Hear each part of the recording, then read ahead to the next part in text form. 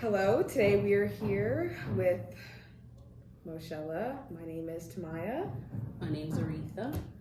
And this is Moshella here. She's going to introduce herself and tell us a little bit more about her. So take the floor, Moshella.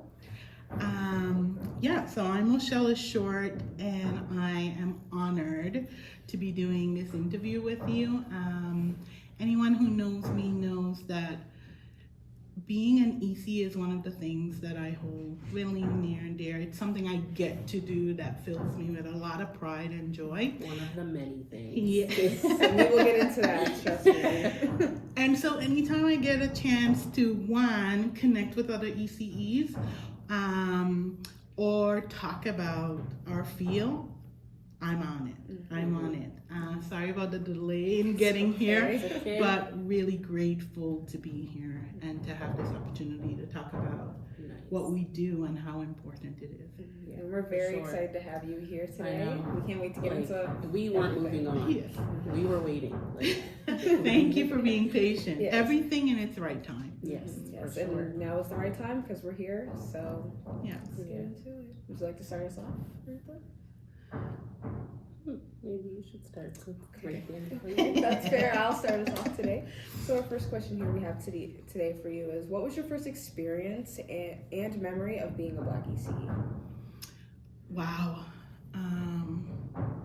I feel like I'm going to answer that, but I hope you'll let me go with my heart right Yes. now. Yes, For please sure. speak My- from your heart. Wouldn't have Thank it any you. other way. So what comes to mind when you ask that question is my first memory or recollection of sharing space with a Black ECE. Mm-hmm. I went to a daycare when my first daycare teacher Okay. is, like, for me, the epitome of what the power and the specialness of being a Black ECE, and really being in her classroom. Even though I was really young, I have vivid memories of how her own curiosity led into our experience for the day. And Yes. so she was always just as curious as we were about the bird that was outside. And so we moved outside very quickly, really curious about our emotions, like genuinely.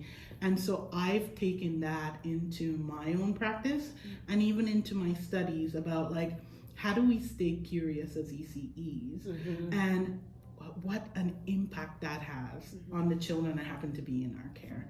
So my first experience, to answer your real question, as a Black ECE, that I find has kind of like stayed with me today, was really just the way parents, because I worked in a predominantly Black center, Mm-hmm. the way the ease with which, that I've not seen in any other center that I've worked in, and I've worked in a few since then, Okay. the ease with which children were dropped off, the trust that it happens when a Black family comes into a classroom and there's a Black educator there. No translating, no decoding. So there was no or fear of the unknown. no fear. They just knew. And I haven't seen that with Black families at a predominantly white center. I worked in Montreal for many years, and honestly, it was the complete opposite of, like, watching that Black family come in, and you see the tension, Yes. and you see that they're already anticipating that my child is going to deal with some things today that I am going to have to soothe and talk them through tonight. It's on their face. When I worked at a predominantly Black center with mostly Black educators and serving mostly Black families, that wasn't there. It was this comfort, this ease that I think I've been striving towards creating, whether it is as an educator or a director or an EC in the classroom, to preserving that for Black families. Yes. Wow. Thank you for that. That was Pretty very powerful. detailed and very powerful. Yeah. Yes. Like, your drive for even wanting to pursue this career is what's going to help so many other young Black students want to do the same. I And I really feel like hope that's why it's so. really important for this program as well, for us to be doing what we do and to be For out sure. there, because Yeah. there's so many little girls and boys that didn't have that to look up to, and now we're going to be that face for them. So it's beautiful. It Absolutely. really is.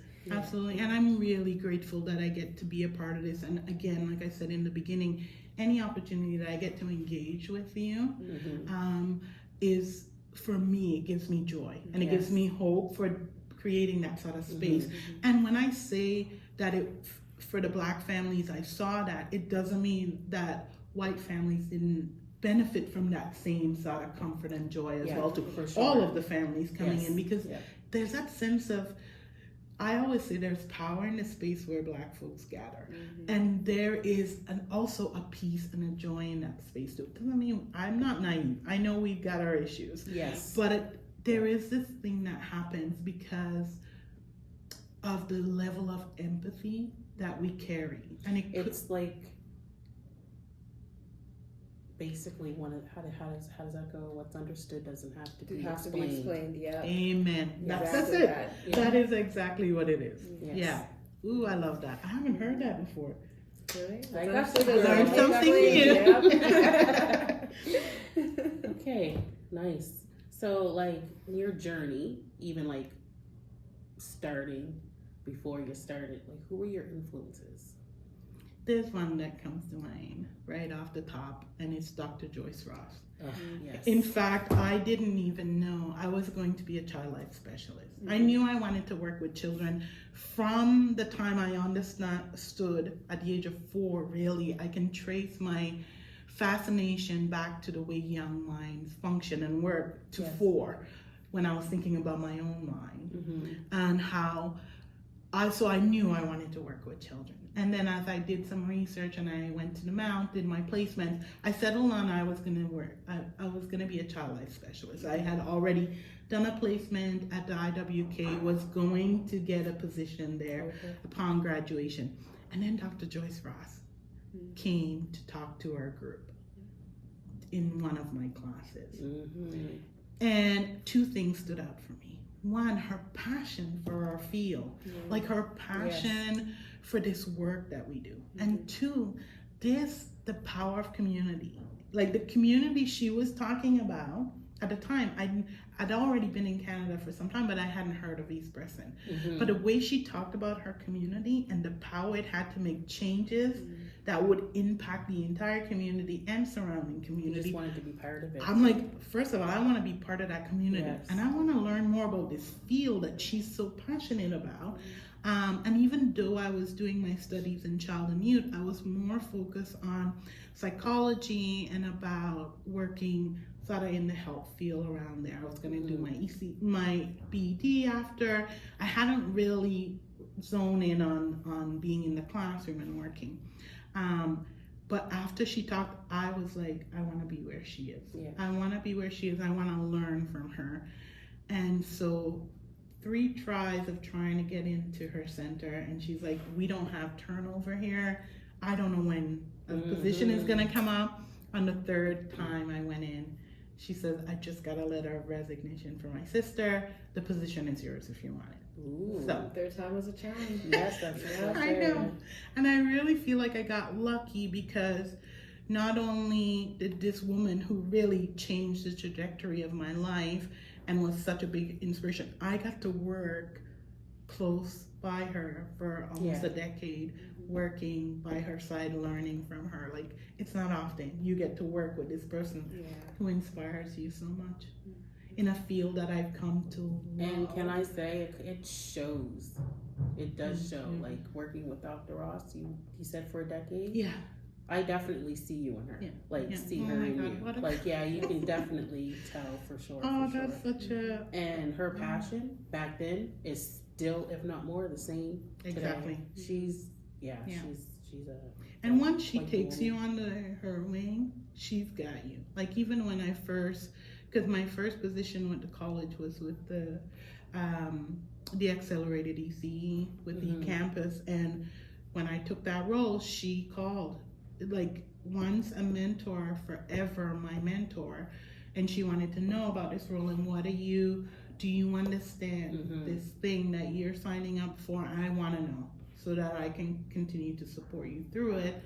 What is your own understanding about this work? Yeah, nice. And so it's a friendship. I consider her family that will continue forever. Yes, amen. All right, That's girl. beautiful. So we know that you're not originally from Canada. Yes. So our question is, what would you say if there were any, your struggles with your journey coming to here and being a part of like the Mount and doing the things that you did here? What would you say the difference is from your own upbringing from where you're from? That is such a big question. Like, I feel like we It's could a do a whole loaded interview question. on that because Question, there's so many layers to it. I'll tell you something that stood out for me and kind of shapes one of my other passion, which is really highlighting the importance of understanding the plight of African Nova Scotians and why that differs from the plight of Black folks here. And when I say Black folks here, I mean folks who've immigrated, who cannot trace their ancestry back to 400 years. Yes. And so from the time I understood that, which was literally in my first year at the Mount, I've been championing and going, we need to learn more. As immigrants, we need to learn more about the Black community here. And the biggest difference for me, I think, is I grew up in a community where I was part of the majority.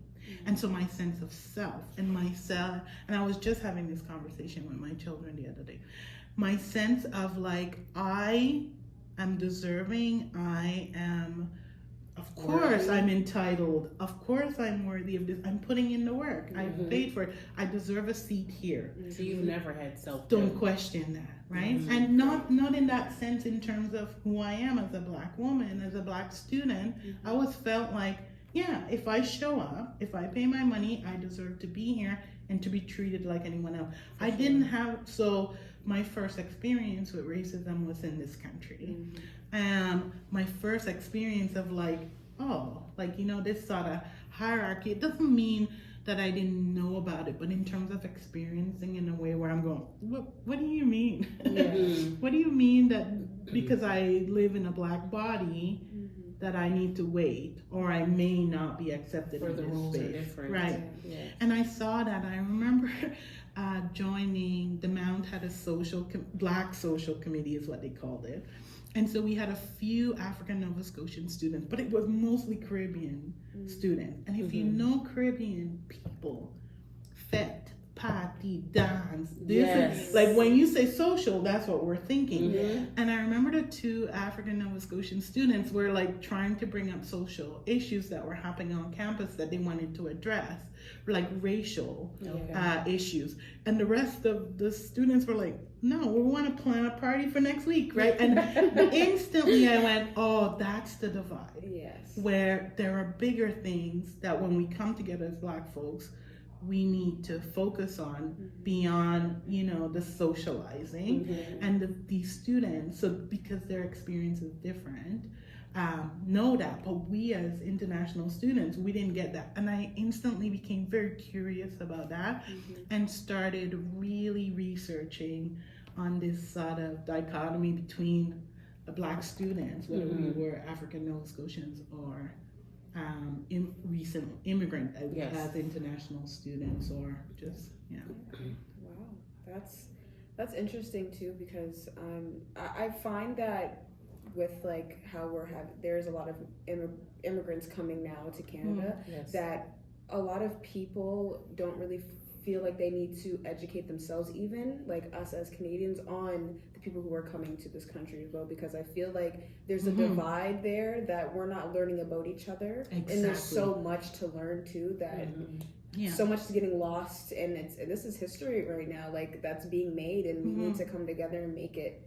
together, you know what I mean? So. Yeah, I agree. I feel like there's been a lot of little talks about it in little pockets, but I think we need to it's high time we break it open. And of course things have changed some since I've been I've been here for a very long time. since I started at the Mount, but not enough, I think, because we still don't know enough about each other. Before, And that's where the loss of Ubuntu is. Yes. exactly. We're not getting to know We're not. even ourselves Yeah. sometimes, like a lot of the time. So other people were, it's just getting lost and forgot about. It is. It really And is. this is key high time for it too, right? Because like even the children need to be educated, and Oh, for sure. they're gonna get education at home. So if us ourselves don't know anything, we can't educate the next generation, Yes. and they can't bring it on, and so forth and so forth. So Yeah. a lot of things are gonna become ignorance, and Exactly. we'll get lost in And that. acting on ignorance is one of the worst way to move forward. One of my passion projects, and one of the things that in my career I've been really proud of, because of my desire to sort of make that, like, bridge that gap between Black folks who migrated and Black folks who descend from the original folks. I worked with a group out of Ghana and a group from my home country, St. Vincent, and we brought together 6 creatives, 2 from North Preston, 2 from St. Vincent, and 2 from Ghana. And I think we had nice. someone from Cuba. And it was virtual. It didn't cost a lot of money because they did it virtually. But they were able to connect with Black folks in their homeland. Yeah. And That's part of it. Most Black folks Yes. you know from the Caribbean, you know them from here. Mm-hmm. And they're out of their element. So the connection is a little off. Yeah. But what they learned about each other during those 6 weeks was, and they created together. I'd love to do something like that with ECE students.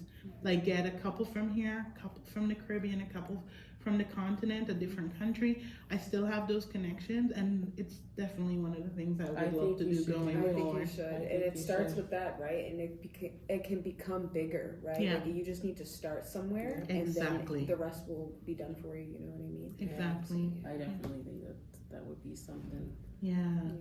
pretty interesting, pretty good to Yeah. Because experience. you get to see the ways we're similar more than the ways we're different. Right. Right? And- Like the highlight that they came out of, like, oh my God, their grandmother says the same sort of things to them as our grandmother said. And they're like in Ghana or in St. Vincent.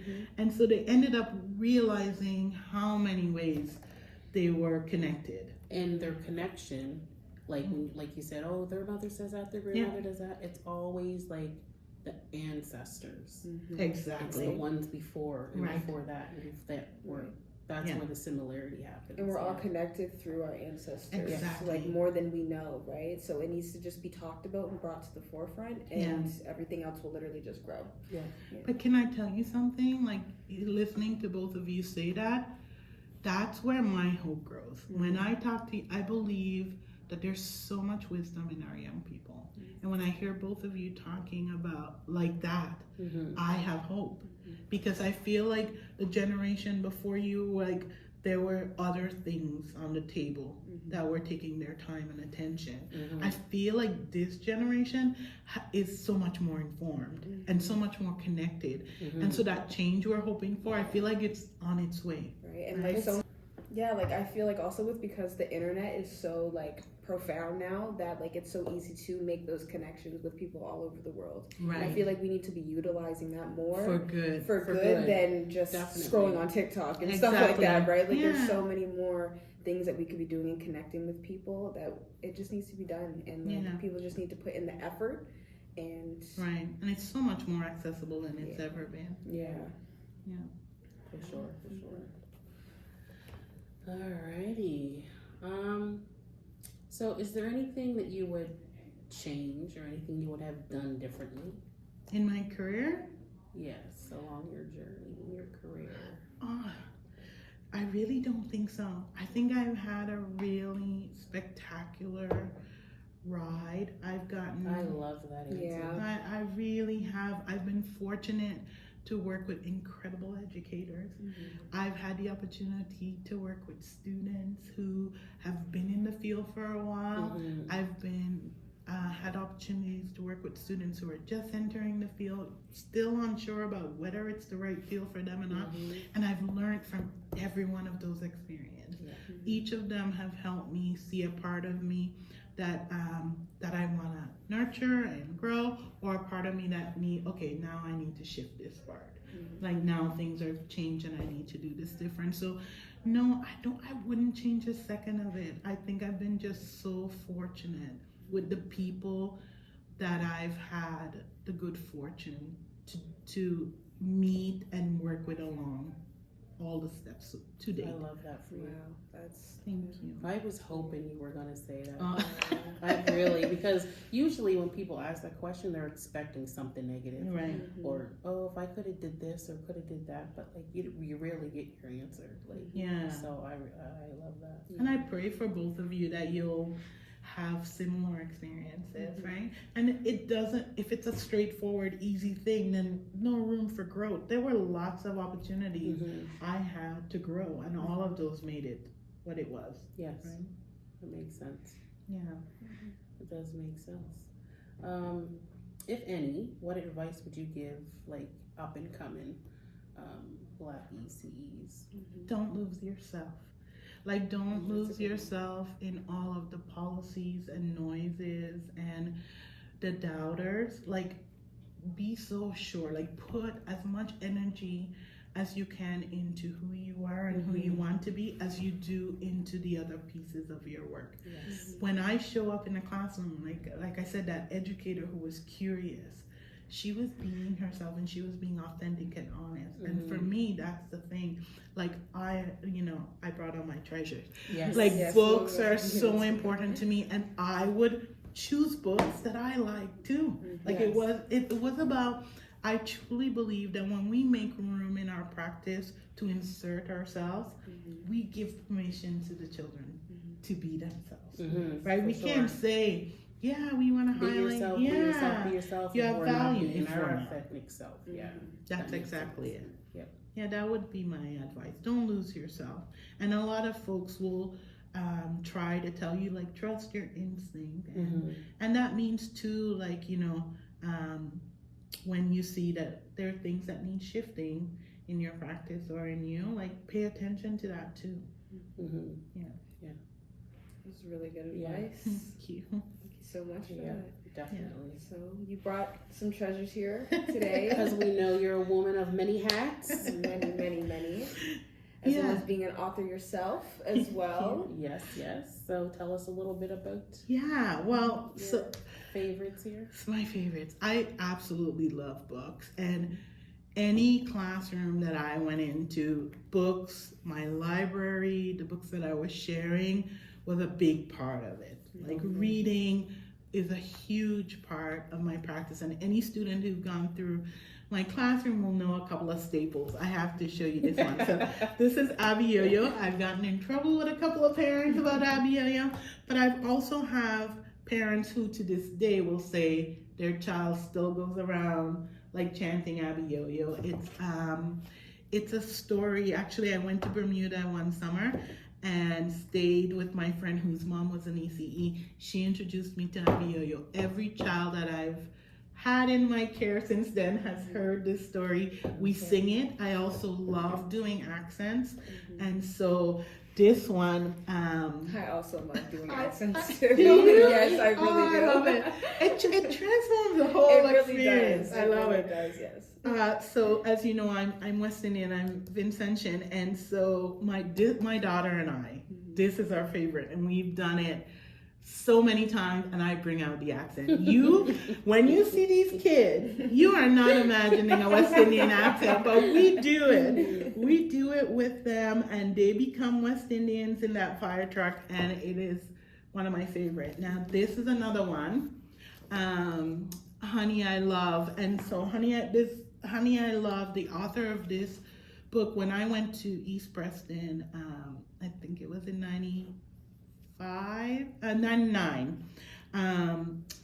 that center had so much diversity in their resources, and that I'd never seen anywhere before. And this was one of the first books where I saw where it was by a Black author. It was, the story was Black, the images, this and this one. These were two of the first ones that I got in my classroom, and I was just fascinated. In fact, it was this one that inspired me to realize that I wanna put books out there that reflects us, and not just in terms of the images, but also our joy, our journey, like exactly our authentic self. And so, I hope to write many more stories that children can enjoy.